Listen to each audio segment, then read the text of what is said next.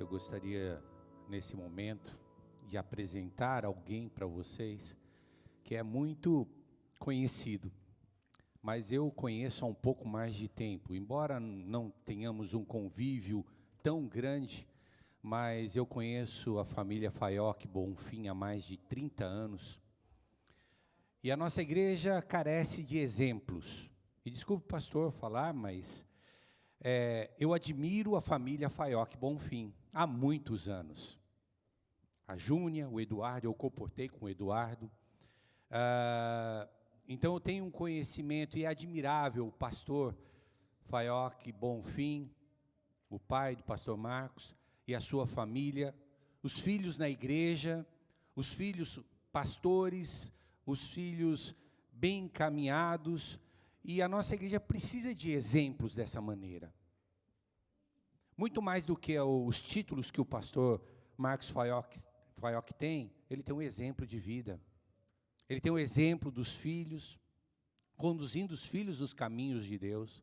Pastor, o senhor é uma inspiração para a gente. Foi líder da família na divisão sul-americana por alguns anos, e agora está aqui servindo na conferência geral. Deus honra os seus filhos fiéis. Que Deus abençoe nessa manhã, pastor. E nós escolhemos o senhor, não foi à toa, foi a propósito, porque nossa igreja, assim como toda a nossa igreja, não só aqui, precisa de bons exemplos, de condução de família, porque as nossas famílias estão sendo destruídas pelo mundo afora. Que Deus te ilumine, que o Espírito Santo, mais uma vez, te use nessa manhã para falar às nossas famílias. Obrigado. Amém, amém. Acho que está ligado, deveria estar ligado aqui. Alô, alô, estão ouvindo? Bom.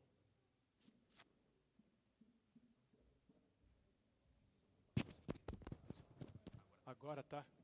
Que bom. Denilson, eu fiquei assim impressionado comigo mesmo, sabe?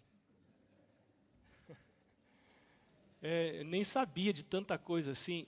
Agora deixa eu dizer para vocês, não se impressione com verniz e com aparência. Não se impressione. Outra coisa que eu quero dizer para você, não existem famílias perfeitas. E se tem alguma coisa boa na minha família, e provavelmente seja a mesma coisa boa na sua, é que a gente ainda está na luta.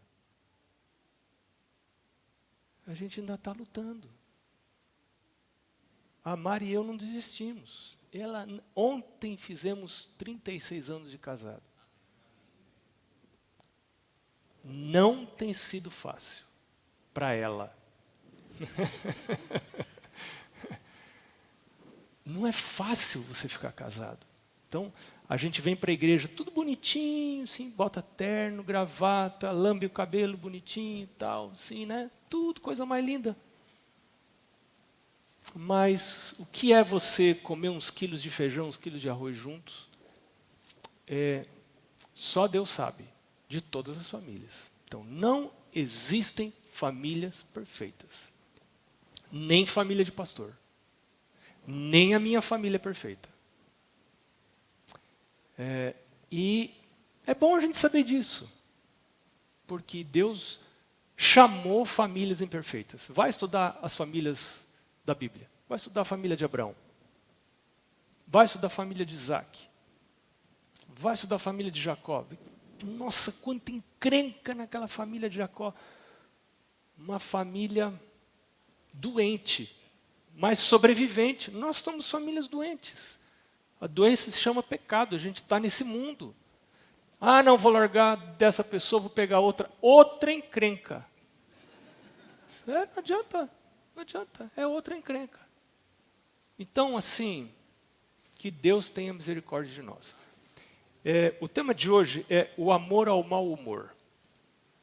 A psicoteologia da raiva. E eu adoraria dizer para você que esse é um sermão meu, mas seria mentira.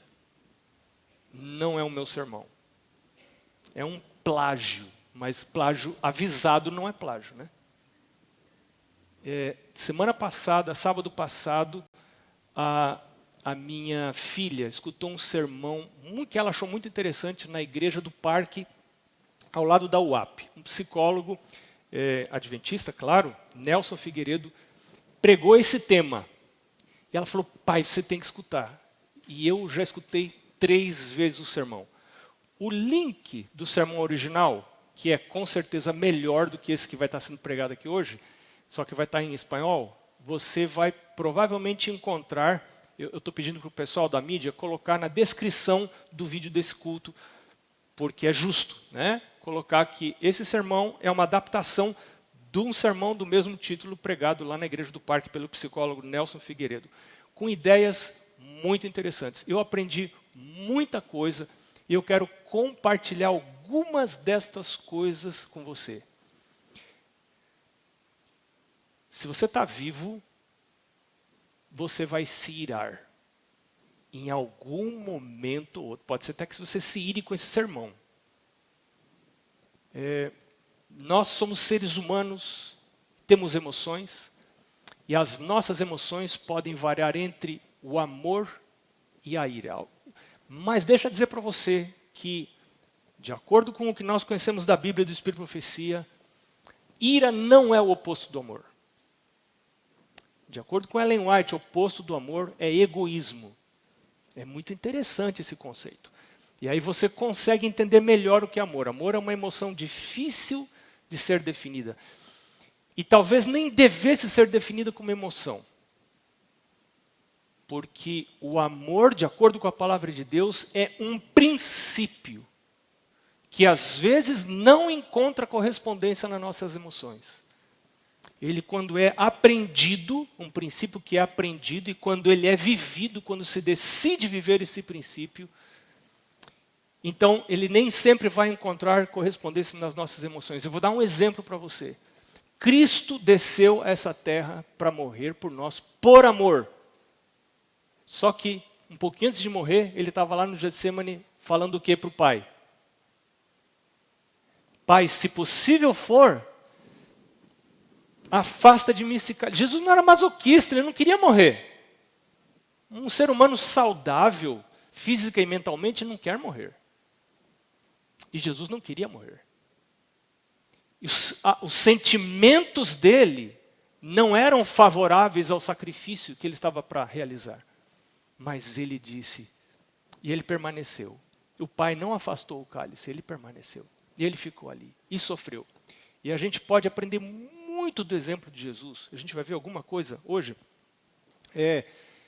estudando Mateus capítulo 26. A gente não vai estudar hoje Mateus capítulo 26. Capítulo 26 e 27, você vê as circunstâncias em que Jesus sofre injustiças. Jesus sofre abuso. E como ele reage. Jesus reage de maneiras diferentes em situações diferentes.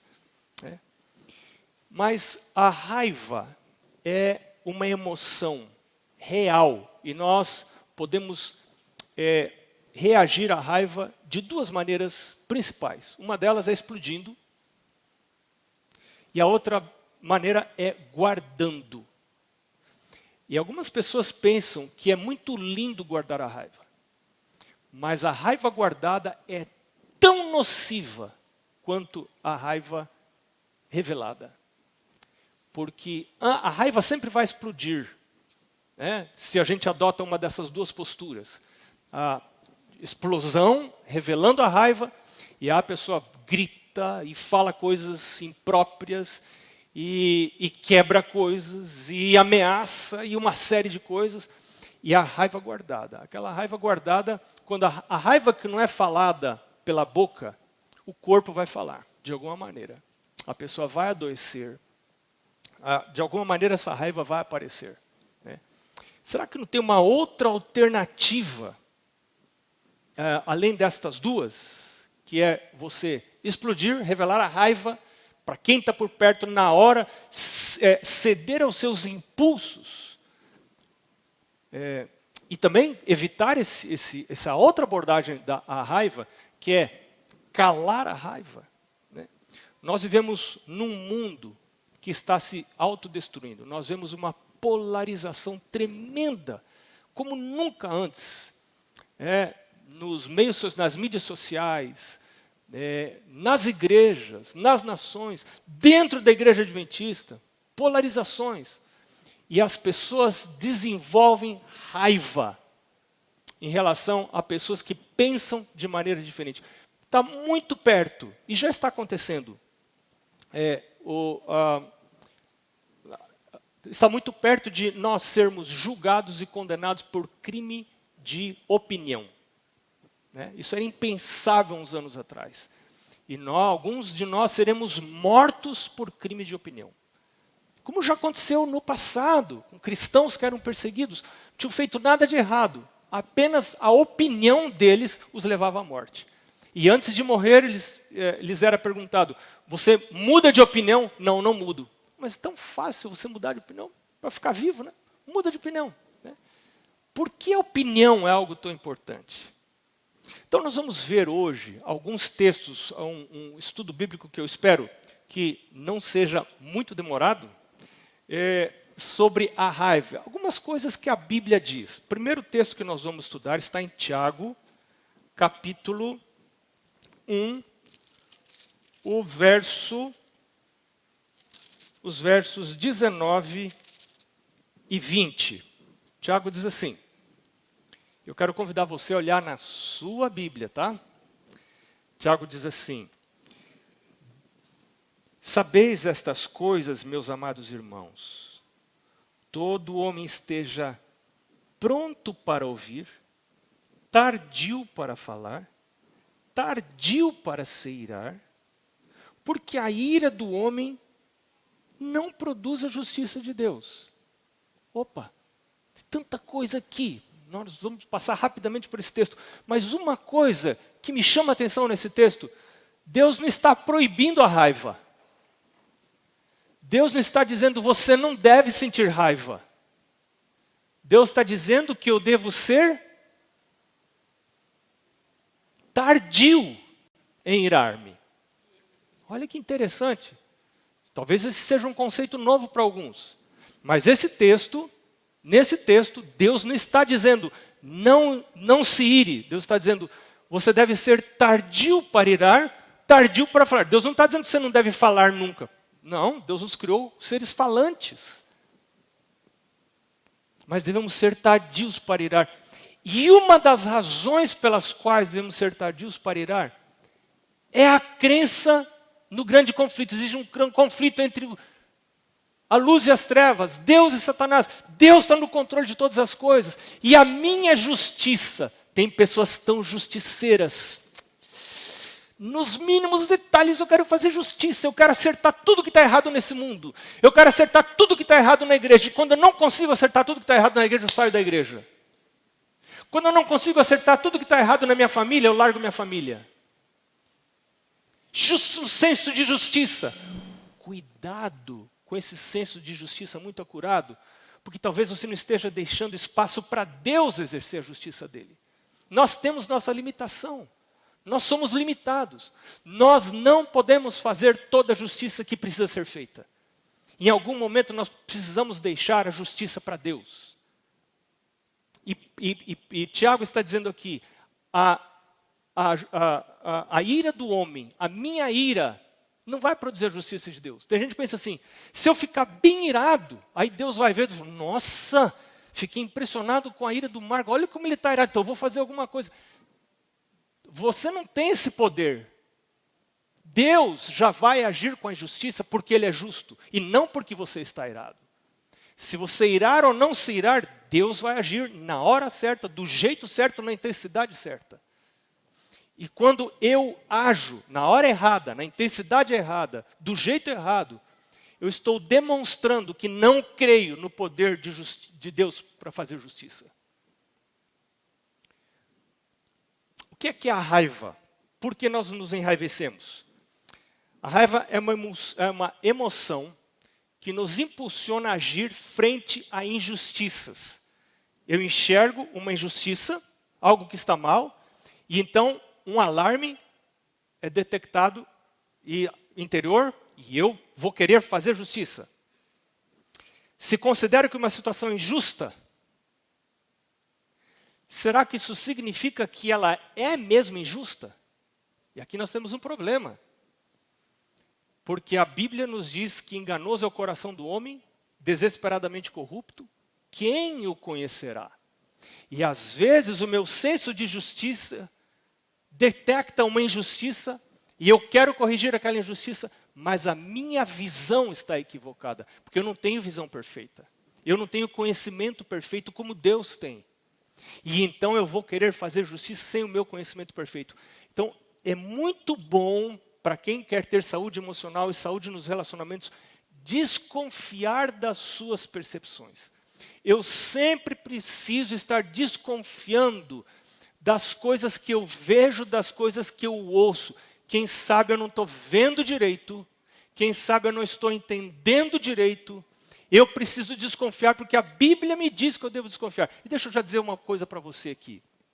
O livro de Hebreus, se não me engano, capítulo 4, diz que a palavra de Deus é mais eficaz do que espada de dois gumes. Ela é apta para penetrar e nos ajudar a discernir os pensamentos e as intenções do coração. Quanto mais eu estudo a Bíblia, quanto mais eu memorizo a palavra de Deus, quanto mais eu absorvo a palavra de Deus, mais capaz eu sou de discernir a mim mesmo. Sem a palavra de Deus, eu não consigo discernir a mim mesmo. Então, é muito importante que eu estude a palavra de Deus, porque ela me vai ajudar a sintonizar da maneira correta a minha mente, para perceber as coisas que estão ao meu redor. Muitas vezes nós estamos equivocados na nossa maneira de perceber as coisas que estão ao redor. E como é que eu faço para saber se o que eu considero injusto é injusto mesmo? E aí você tem Mateus 18. Mateus 18 diz assim: se teu irmão pecar, o que você faz? Primeiro você vai ter com ele entre ti e ele só você com ele. Se ele te ouvir, você ganhou o seu irmão, está tudo certo. Se ele não ouvir, você pega mais uma pessoa e você vai lá falar com essa outra pessoa. Você não está autorizado para falar para mais ninguém antes de você ter feito isso. Você não pode falar. Então aí você vai com a segunda pessoa e vai lá conversar com essa pessoa.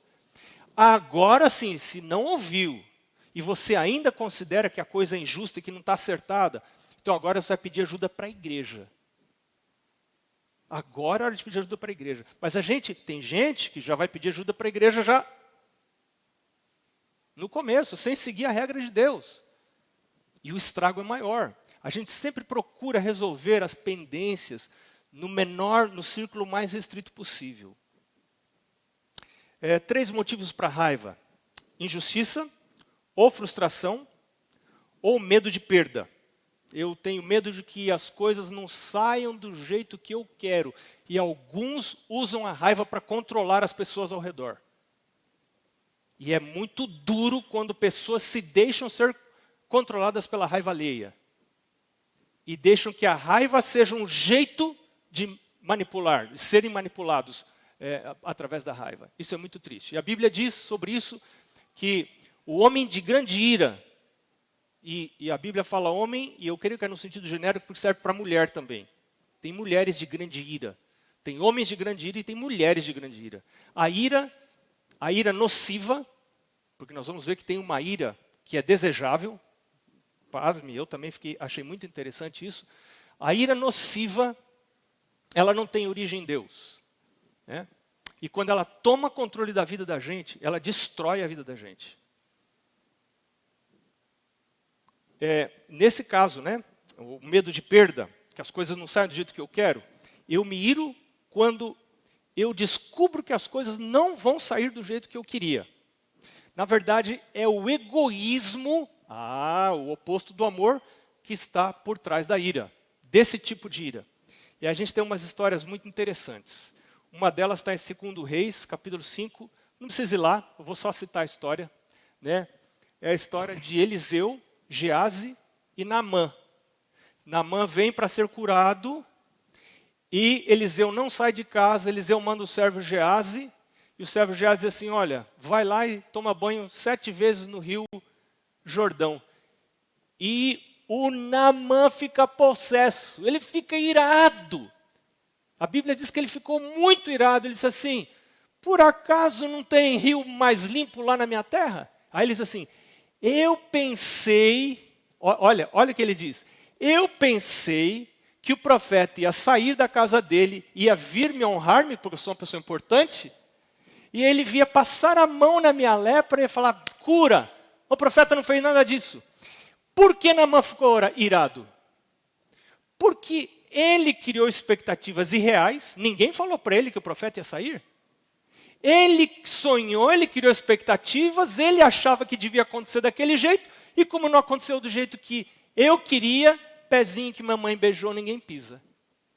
Aí magoei, o Naamã magoou, foi embora emburrado. E a emburração é um subproduto dessa ira, infantilizada. Você já viu pessoa emburrada? O que você tem? Não é nada. Mas fala? Não. Emburradinho, biquinho, está ali emburrado. Que coisa triste. E o Naamã foi embora. E aí os amigos do Naamã falaram assim, Naamã, mas, cara, você é homem, você não é criança, você não é nenê, você não é menino. O profeta falou que se você mergulhar no Rio Jordão 7 vezes, vai ficar curado. Agora, só porque você está aí com emburradinho, você vai morrer. E tem gente que prefere morrer a largar a sua emburração preferida. E está morrendo. E está matando a sua casa, está matando o seu casamento, está matando a sua família. E está matando a igreja às vezes. E então, Naamã desce do seu pedestal, se humilha, e vai lá e se banha, e é curado. Mas ele cirou. O outro exemplo que a gente tem na Bíblia, muito interessante, é de Jonas, lembra? Jonas vai lá, fica lá sentado, nasce aquela planta, o sol bate, a planta morre, e o Jonas fica maluco de raiva. E o que Deus fala para ele? Jonas, é razoável essa tua ira? Para pensar, Jonas. Uma das grandes virtudes de um ser humano maduro é a habilidade da introspecção, da autoavaliação, de eu analisar os meus pensamentos, ser honesto comigo mesmo. Num mundo em que as pessoas vivem cercadas de barulho, que não tem, elas nunca ficam em silêncio consigo mesmas, é muito difícil elas perceberem as nuances dos seus próprios pensamentos, das suas próprias emoções. É muito importante a gente pedir a Deus, Deus, me ajuda a ler a Bíblia, para que a leitura da Bíblia me torne uma pessoa madura, para que eu entenda se a minha ira é razoável e se a minha ira não é razoável. Na maioria das vezes a nossa ira não é razoável, mas nós nos habituamos. A ira descarga, a ira está relacionada a alguns hormônios que são descarregados na nossa corrente sanguínea, e eles nos viciam. E se a gente não tiver a dosezinha do dia, a mão treme. Eu preciso mirar com alguma coisa, nem que seja com a destruição das baleias. Alguma coisa eu preciso mirar, eu preciso ficar irado. E raiva, porque eu estou viciado em ter essas substâncias que deveriam me ajudar em situações de perigo, mas elas estão todos os dias ali circulando na minha corrente sanguínea e causando prejuízo para a minha saúde. Muito interessante essa história de Naamã. Agora, será que existe uma maneira saudável de eu mirar? Será que é pecado a gente se irar? Se fosse pecado irar-se, então Deus seria pecador. Porque no livro de Apocalipse diz que, capítulo 8, se não me engano, diz que vai ser manifestada a ira do Cordeiro. Opa, nós temos um Deus que se ira. E ele vai se irar. E Deus, quando se ira, é ira de Deus, não é a ira humana. Mas Deus se ira da maneira certa, na hora certa, com a pessoa certa e na intensidade certa. É interessante um texto da palavra de Deus, 1 Samuel, esse eu quero convidar você para ler. 1 Samuel, capítulo 11, verso 6. Um texto em que o Espírito, mostra que o Espírito Santo produz a ira. Olha que interessante. 1 Samuel, capítulo 11, verso 6. O contexto é a questão de Jabes de Gileade, que estava cercado pelos inimigos. Os inimigos disseram para os gileaditas, olha, vocês se entreguem, se vocês se entregarem nós não vamos matar a vocês, mas nós vamos arrancar um olho de todos vocês. Vocês podem se entregar, a gente não mata, mas nós vamos arrancar um olho de todos vocês. Quando Saul ouviu isto, verso 6, diz assim, o Espírito de Deus se apossou de Saul, quando ouviu essas palavras, e acendeu-se sobremodo sua ira. Uau! O Espírito de Deus tomou posse de Saul, e quando o Espírito de Deus tomou posse de Saul, o que aconteceu? Ele se irou. E por que ele se irou? Porque estava havendo uma injustiça. O povo de Deus estava em risco. E aquela ira foi usada para produzir livramento para o povo de Deus.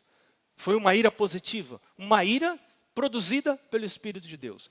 Efésios capítulo 4, nós vamos ver algumas regras da palavra de Deus. Efésios capítulo 4, versos 26 e 27. Que diz a palavra de Deus aqui. Diz assim, irai-vos e não pequeis. Eu posso irar-me e pecar, mas eu posso irar-me e não pecar.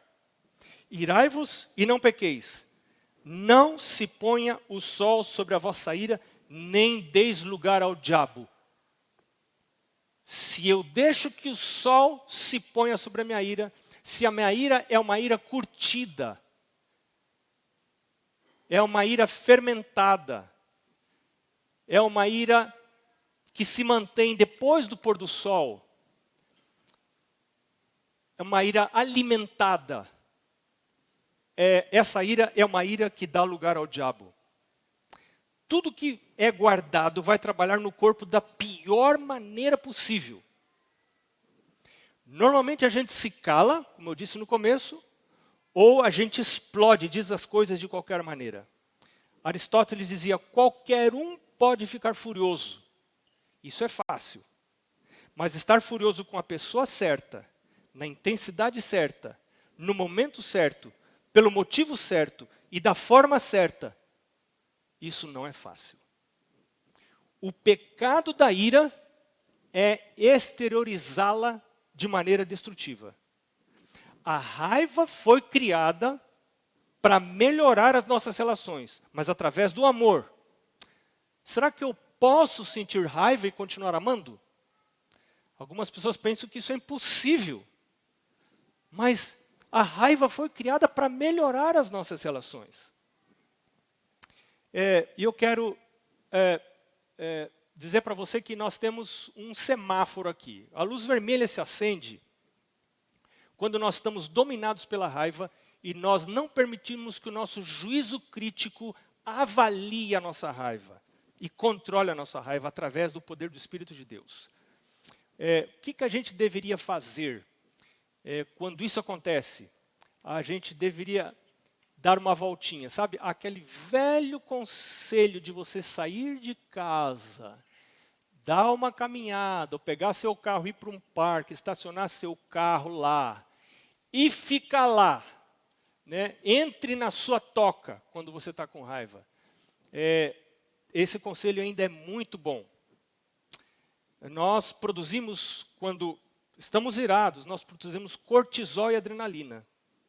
Depois de uma certa quantidade desses hormônios no nosso corpo, a gente já não pensa mais.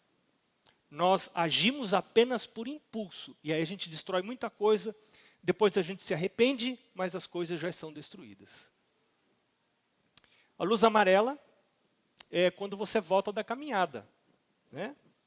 Depois de 20 minutos, esses níveis dessas substâncias na corrente sanguínea já baixaram. Então, você já está habilitado para responder à ira de uma maneira saudável. Você precisa responder à ira de maneira saudável, mas de maneira saudável. Você precisa aumentar esse espaço entre a ação e a sua reação. A ação que você percebeu e a sua reação. Quem para pensar e sai para dar uma caminhada, vai aumentar esse espaço e vai ser melhor. Antes, as pessoas diziam que o melhor era você gritar, quebrar as coisas. A psicologia dizia isso no passado. Mas hoje, já se sabe que isso não funciona. Na hora funciona, você libera a raiva, mas da próxima vez você vai precisar gritar mais alto. Se você só bateu a porta, da próxima vez já não vai adiantar bater a porta, você vai precisar chutar a porta. Da outra vez, quem sabe, você precisa quebrar a porta. E essas explosões, elas são como um vício que vai requerendo doses cada vez maiores. Então, essa não é a melhor opção para nós. Nós precisamos de uma coisa chamada, e que é parte do fruto do Espírito, domínio próprio. Domínio próprio é parte do fruto do Espírito. Uma pergunta, será que Jesus teve raiva? Marcos capítulo 3, versos 4 e 5. Marcos capítulo 3, versos 4 e 5. Então, lhes perguntou, é lícito nos sábados fazer o bem ou fazer o mal? Salvar a vida ou tirá-la? Mas eles ficaram em silêncio, olhando-os ao redor, indignado e condoído com a dureza do seu coração, disse ao homem, estende a mão. Estendeu-a e a mão lhe foi restaurada. Jesus ficou indignado. Mas ficou indignado por quê? Por causa da dureza do coração. Por causa da insensibilidade daquelas pessoas que não queriam permitir que alguém fosse curado, liberado no dia de sábado. No livro Desejado de Todas as Nações, eu vou ler o texto aqui para você. É um parágrafo pequenininho, eu vou ler para você. Ellen White diz assim, é verdade que há uma indignação justificável, mesmo nos seguidores de Cristo. Quando veem que Deus é desonrado e seu serviço exposto ao descrédito, quando vem o inocente opresso, uma justa indignação agita a alma. Tal ira, nascida da sensibilidade moral, não é pecado, diz Ellen White. Mas os que, a qualquer suposta provocação, se sentem em liberdade de condescender com a zanga ou o ressentimento, estão abrindo o coração a Satanás. A amargura e animosidade devem ser banidas da alma, se queremos estar em harmonia com o céu. Uma outra palavra para amargura poderia ser a tal da emburração. Eu acho que fizeram alguma coisa que não deveriam ter feito, e eu então começo a abrigar esse sentimento amargo. Às vezes é contra alguém da minha família, às vezes é contra a liderança da igreja, às vezes é contra alguém que eu não... E às vezes, eu tenho visto isso tão frequentemente, gente, pessoas magoadas com a igreja, mas elas não identificam um personagem. A igreja faz isso, mas quem é a igreja? Me diga o nome dessa pessoa. Mas é conveniente você não achar uma pessoa, porque se você achasse uma pessoa, você teria que ir lá falar com ela. Mas quando você não identifica a pessoa, você põe a igreja, então eu não tenho que falar com ninguém, eu posso ficar com a minha emburração preferida. E eu quero ficar com ela, porque eu a amo. Eu cresci assim, na minha casa, o sistema funcionava dessa maneira. Então eu quero ficar com isso, eu não quero me livrar dessa emburração. Porque, na verdade, eu não quero seguir os caminhos de Deus, eu quero uma desculpa para me afastar dos caminhos de Deus. Então eu encontro essa desculpa nos defeitos que eu encontro na igreja. A igreja não me representa, a igreja isso, a igreja aquilo. E eu faço isso com a igreja, mas eu faço isso na minha vida privada também, eu faço na minha casa também. E às vezes eu não sei nem bem por que eu estou emburrado, não sei nem bem por que eu estou irado. E eu já vi gente dizendo para o cônjuge assim, você deve ter feito alguma coisa, porque eu estou chateado. Mas o que foi essa coisa? Já não lembro mais, mas você fez. Mas como assim? Claro, é muito conveniente você não identificar. Porque se você identifica, você tem que lidar, você se torna responsável. Mas quando você não identifica, você fica com aquela amargura inominável, não identificável. E ela destrói você, ela destrói sua vida espiritual, ela afasta você da igreja e ela afasta você dos relacionamentos. 1 Pedro capítulo 2, versos 22 e 23, como Jesus reagiu à ira. que diz Pedro? Pedro, capítulo 2, versos 22 e 23. Diz assim: o qual não cometeu pecado, nem dolo algum se achou na sua boca. Pois ele, quando ultrajado, é uma ofensa grave, não revidava com ultraje. Como que Jesus fazia? Quando ultrajado, não revidava com ultraje. Quando maltratado, não fazia ameaças, mas entregava-se àquele que julga retamente. A noção do grande conflito.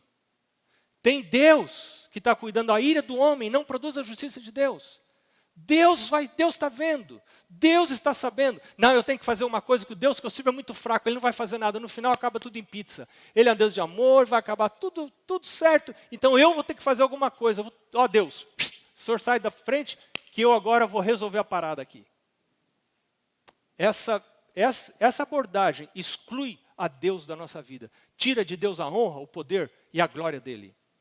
Outro texto interessante que a gente encontra, Mateus capítulo 5, Sermão da Montanha, que Jesus diz, e algumas vezes é mal entendido, mal interpretado isso aqui. Mateus capítulo 5, verso 38 e 39. Diz assim: ouvistes o que foi dito, olho por olho, dente por dente. Eu, porém, vos digo, não resistais ao perverso, mas a qualquer que te ferir na face direita, volta-lhe também a outra. Será que isso significa que eu devo baixar a cabeça e deixar os outros me baterem à vontade? E dizer assim, pode me bater que eu gosto. Deus quer que nós sejamos um bando de masoquistas. Jesus usou esta expressão como um exagero para explicar o princípio da não vingança. E em João capítulo 18, a gente vê um exemplo de como Jesus reagiu à violência. João capítulo 18. Evangelho de João, capítulo 18, versos 22 e 23. O sumo sacerdote fez uma pergunta para Jesus. Jesus respondeu de maneira educada, mas quando Jesus respondeu, alguém que era um servo do sacerdote dá uma bofetada em Jesus. Olha lá, dizendo ele isto, um dos guardas que ali estava, deu uma bofetada em Jesus, dizendo, é assim que falas ao sumo sacerdote? Gente, a sorte de Jesus já estava decidida, nada mais ia mudar. Falar ou não falar, ele ia morrer do mesmo jeito, já estava condenado. Eles já queriam matar Jesus, ele já ia morrer. Mas o que faz Jesus? Jesus não baixa a cabeça. Tampouco Jesus cala. E nem Jesus grita. E nem devolve a bofetada. Mas o que ele faz? Replicou-lhe Jesus, falando, não gritando. Se falei mal, me mostra. Onde está o errado? O que eu falei errado? Mas se eu falei corretamente, por que você me bateu? Manteve a dignidade, mesmo na hora da morte. Jesus falou. Ele não baixou a cabeça. Você vai ver em alguns outros lugares em que Jesus calou. Quando calar e quando falar? Quem sempre fala está errado. Quem sempre cala está errado. Quem que vai me dar essa sabedoria de saber quando calar e quando falar?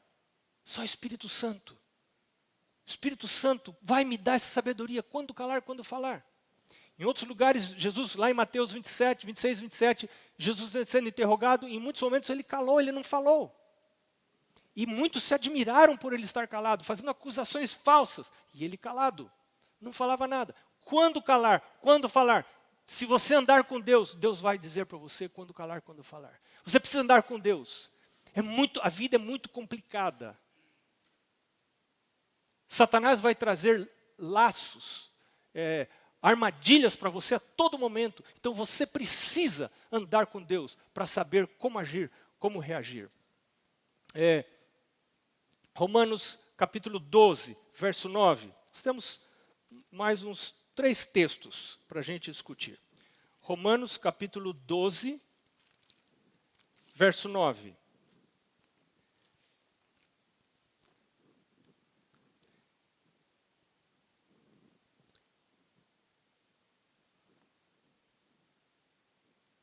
Aqui, verso 14, melhor dizendo. Diz assim, abençoai os que vos perseguem. Abençoai e não amaldiçoeis. Verso 17. Não torneis a ninguém mal por mal. Esforçai-vos por fazer o bem perante todos os homens. Se possível, quanto depender de vós, tende paz com todos os homens.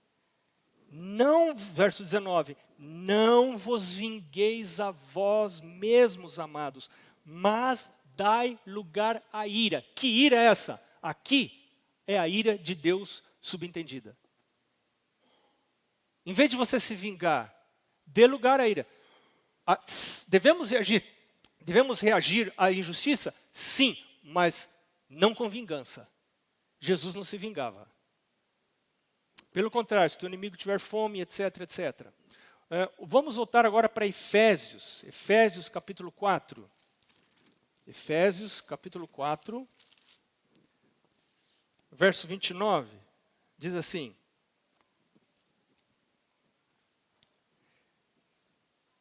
Porque ninguém jamais odiou a sua própria carne.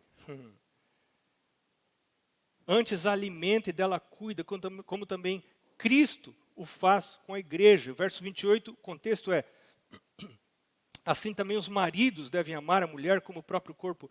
Quem ama a esposa, a si mesmo se ama. Deus me ajude a ter controle, né? Cuidar com as palavras que saem da minha boca. Na verdade, eu estava lendo o capítulo 5, e é o capítulo 4, verso 29, que diz assim: não saia da vossa boca nenhuma palavra torpe, e sim unicamente que for boa para edificação, conforme a necessidade, e assim transmita graça aos que ouvem. Ellen White nos explica em vários dos seus escritos o princípio da retroalimentação. Aquilo que você fala não só vai atingir quem está ouvindo, mas vai atingir a você mesmo, porque você ouve o que fala e você retroalimenta. Então, as nossas palavras não são inocentes nunca. Tudo que a gente fala está produzindo consequências. Deus falou e coisas apareceram. Quando a gente fala, coisas acontecem. As nossas palavras não são inocentes. Coisas que falamos para os filhos se realizam. Filho, você nunca vai dar nada na vida se você continuar desse jeito. Não vai dar nada na vida mesmo, porque você está falando isso. E tem pais que não desconhecem esse princípio. Você pode utilizar esse princípio para o bem, mas você pode utilizar esse princípio para o mal. Ellen White diz, palavras ásperas e iradas não são de origem celestial. Se não são de origem celestial, da onde que vem então, hein? Ela diz também, a maledicência é uma maldição dupla, que recai com maior peso sobre quem a pratica do que sobre quem lhe dá ouvidos. Maledicência é falar mal. Ah, mas é verdade, pastor, eu estou falando porque é verdade. Você está falando mal? Você está falando mal de alguém? Maledicência, dizer mal de alguém. As palavras nunca são inocentes. Tiago, verso 31 de Efésios, capítulo 4. Longe de vós toda amargura e cólera e ira e gritaria e blasfêmias, bem assim como toda a malícia. Tiago, capítulo 1, verso 26. Esse é o último texto que nós vamos ler hoje. Tiago, capítulo 1, verso 26.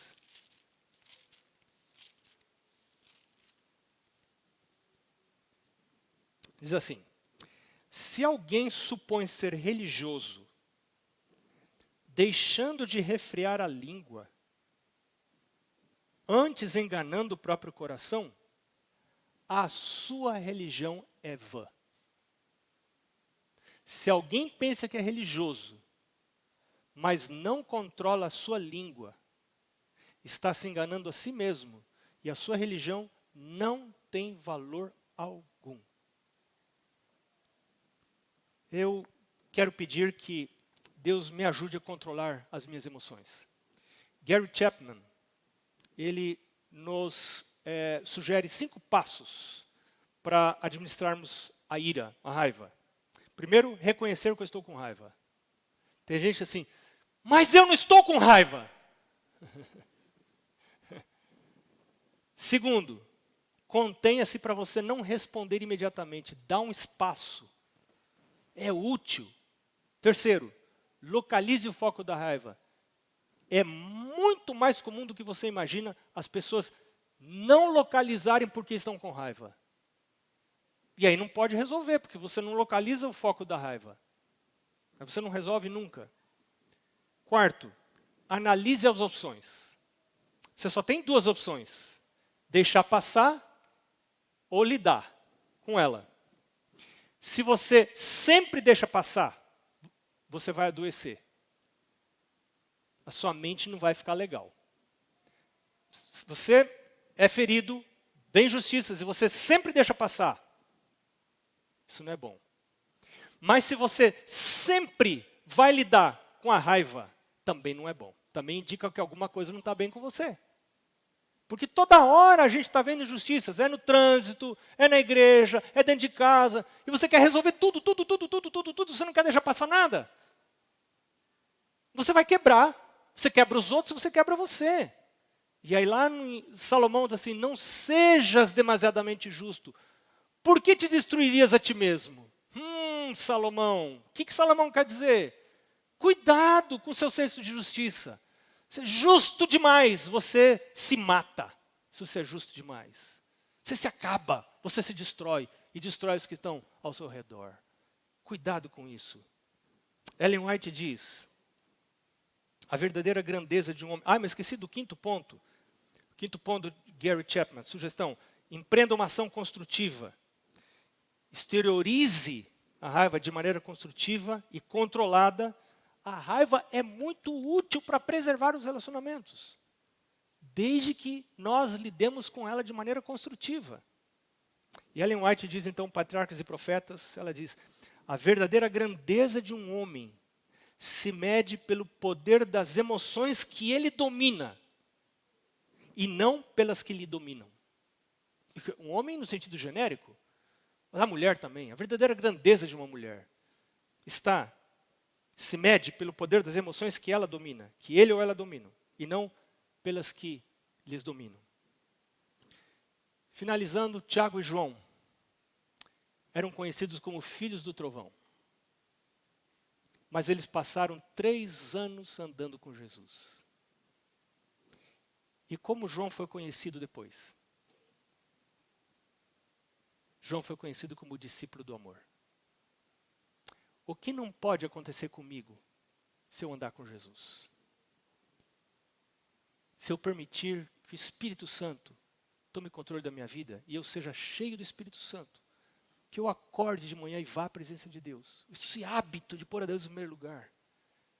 Estudar a Bíblia. O pastor falou tanto hoje sobre a lição da escola sabatina. Como é importante estudar a lição. E eu estou falando isso porque eu não gosto de estudar a lição. Desculpa, estou falando a verdade. Eu estou falando a verdade. Eu não gosto da lição, mas eu estudo a lição. Sabe por que eu não gosto da lição? Porque a lição quer me levar para o céu.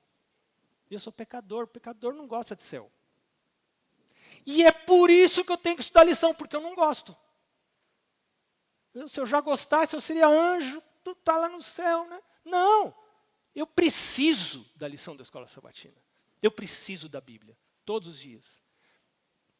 Deus, através da leitura da Bíblia, do estudo da lição, vai transformando a minha natureza, vai lavando as impurezas, minhas ações, minhas reações, mas, acima de tudo, meus pensamentos. Tem gente, não, mas eu não estou fazendo nada errado. Mas você está pensando errado. Deus julga os nossos pensamentos. O que você faz quando está pensando errado? Confessa. Não é só ação errada que eu tenho que confessar, pensamento errado. Deus, eu estou pensando errado, me ajuda. Eu não estou pensando conforme a Bíblia diz para eu pensar. Me ajuda a pensar como a Bíblia diz para eu pensar. Me transforma a natureza por dentro, lá dentro. Porque aí o exterior vai ser transformado. Mas a transformação começa lá por dentro. Cada manhã, eu na presença de Deus, sozinho com Ele.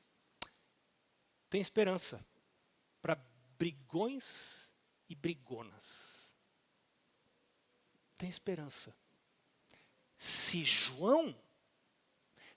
Pedro se tornou uma pessoa maravilhosa, se João se tornou o discípulo do amor, por que que eu não posso ser transformado? Por que que você não pode ser transformada? Deus abençoe você.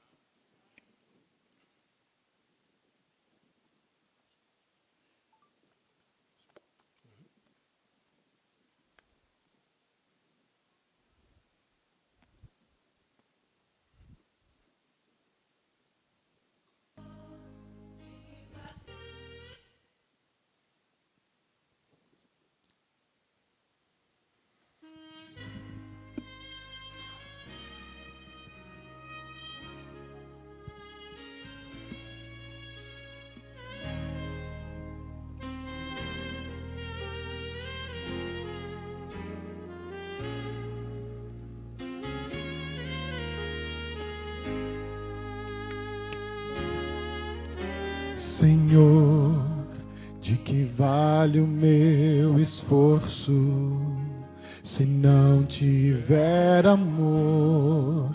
Para que servem as teorias se não tiver amor?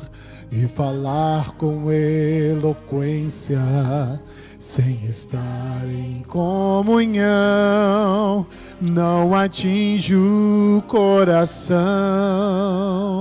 Mas, Senhor, compreendo que é preciso sentir o teu amor. Senhor, eu entrego meu viver, dedicando todo ser ao poder redentor deste amor. Senhor, vem estar comigo sempre. Quero ser eficiente no serviço ao semelhante, muito mais, transbordando em amor.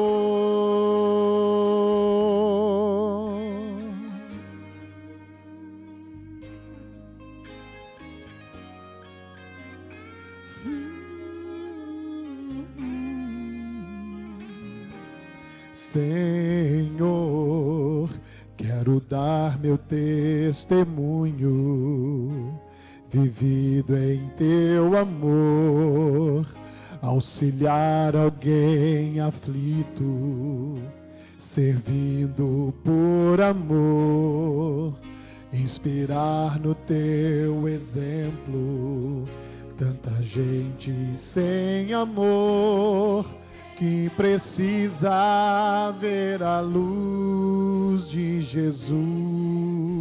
Senhor, que eu aceite ser teu servo, somente por amor. Senhor, eu entrego meu viver, dedicando todo ser ao poder redentor deste amor. Senhor, vem estar comigo sempre. Quero ser eficiente no serviço ao semelhante, muito mais, transbordando em amor. Senhor, vem estar comigo sempre. Eu quero ser eficiente no serviço ao semelhante, muito mais, transbordando em amor.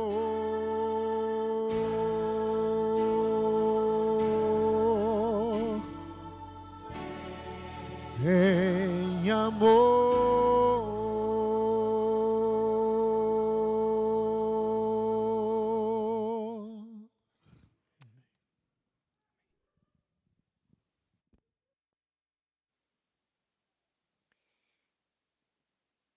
Vamos ficar em pé para orar?